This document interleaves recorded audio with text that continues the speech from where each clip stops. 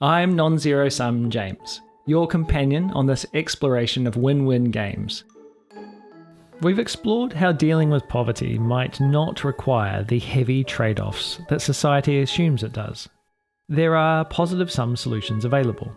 For instance, reducing infant mortality leads to a reduction in overpopulation. Or helping people in financial need can lead to better financial decision-making on their part. But what about the deeper structural aspects of society? Are those set in stone? Social norms are an important balancing aspect of society. Because they lead to more consistent, predictable behaviour, they enable trust and cooperation, which opens up the possibility for positive sum outcomes for individuals and the collective. But what if some of these norms are outdated or could be more efficient?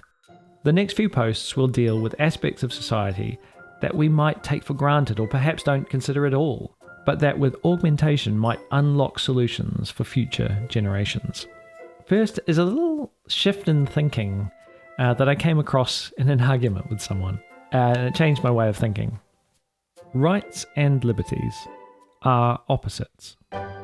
During my misspent youth, I partook in a number of polite online disagreements about religion. As a budding young wanderer in philosophy, I felt one needed to ascend the godly terrain in order to reach higher ground.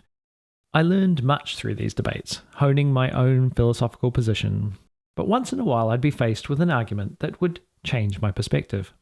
One such shift came when my adversary framed the idea of rights and liberties in an interesting way, and it has shaped the way I interpret these terms that are often used interchangeably, distinctly interdependent. Rights and liberties can be interpreted as two sides of the state intervention coin, where the state acts to provide rights to people by restricting particular individual freedoms, liberties. So from this perspective, rights and liberties are distinct, but interdependently defined. Liberties are natural freedoms that individuals have in a state of nature. Rights are provided by means of state intervention through limiting certain liberties. Put plainly, nature grants liberties, society grants rights. For example, your right to safety is provided by the state through laws which restrict violence and unsafe practices, drunk driving, etc. Ideally, this is simply a balance agreed to by society for the good of all. Non-zero sum satisficing. From this perspective, rights and liberties exist in a zero-sum relationship. To gain rights, you must lose liberties. But it is fruitful to look at the balance in terms of maximizing human well-being. This introduces a non-zero-sum dimension to the zero-sum balance of rights and liberties. For instance, we can all understand that a society where we leave people at liberty to murder and fail to provide the right to protection from murder is not maximizing human well-being at all. By finding the optimal balance, we are doing what economists call satisficing. It's not a society optimized for the greatest freedom or the greatest rights. It's optimized for the best balance of the two that leads to the greatest well-being. There are many different issues that can be balanced in this way.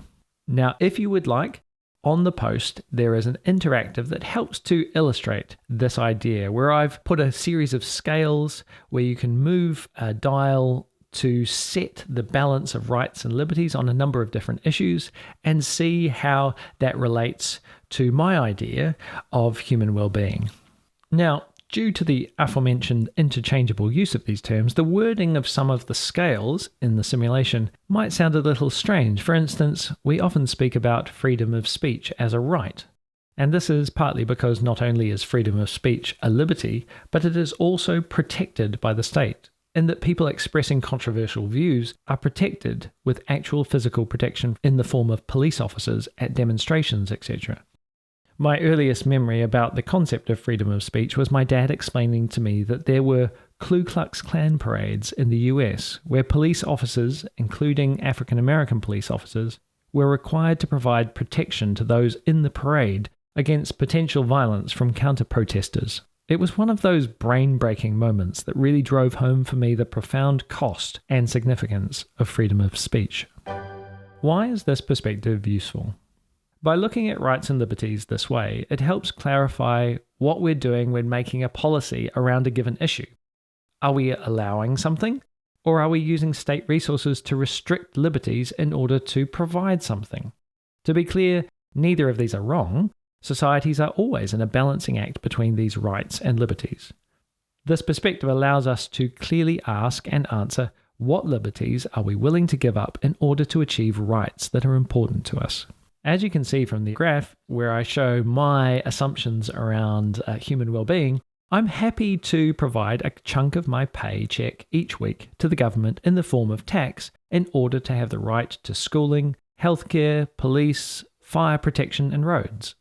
I'm happy to have that tax enforced, a limitation on my liberty to hold on to that cash, as long as it is also enforced on everyone else. People's preferences in this respect vary, and so we find a balance through democratic means. Governments, big and small.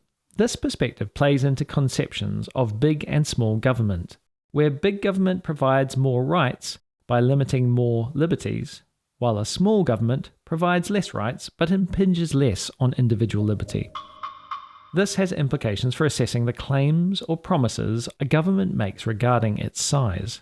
For instance, a government that spends a lot of taxpayer money on schooling and healthcare is obviously, unashamedly, a big government. But what happens when a supposedly small government who promises to drain the swamp, eliminate government inefficiency, and increase individual freedoms by providing tax breaks, turns around and introduces tariffs? Unfree trade. Recent US tariffs are an introduction of a tax, a limitation on liberty, that also, by design, limits the freedom, liberty, of international free trade. From this perspective, it is clear that this is a big government move. The right these tariffs are meant to be providing is eventually a right to employment, by bringing back industrial jobs, apparently. I say apparently because it's clear that much of this work will be automated.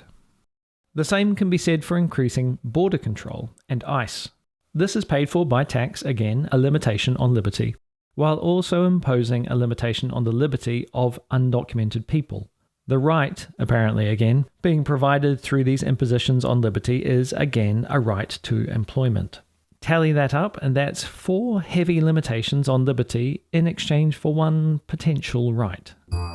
Personally, I believe using the levers of government in order to artificially generate work for a country's citizens is both a losing battle and a poor use of capital.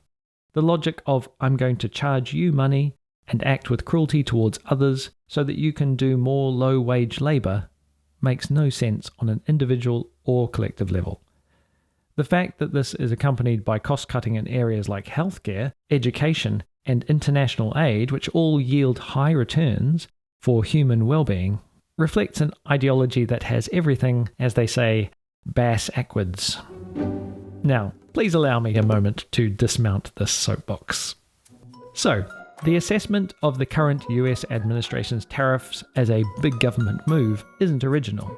It is, after all, what led to the rift between Musk and Trump. But I think the alignment with the perspective of rights and liberties I'm proposing makes for a clearer way of thinking about such issues. I'm not proposing we align all naming conventions with this perspective of rights and liberties. I just find it a useful lens through which we can assess the pros and cons, benefits and costs of our political perspectives. As a whole, am I more small or big government? And on a policy basis, does this policy increase liberty or rights? And what is the trade-off?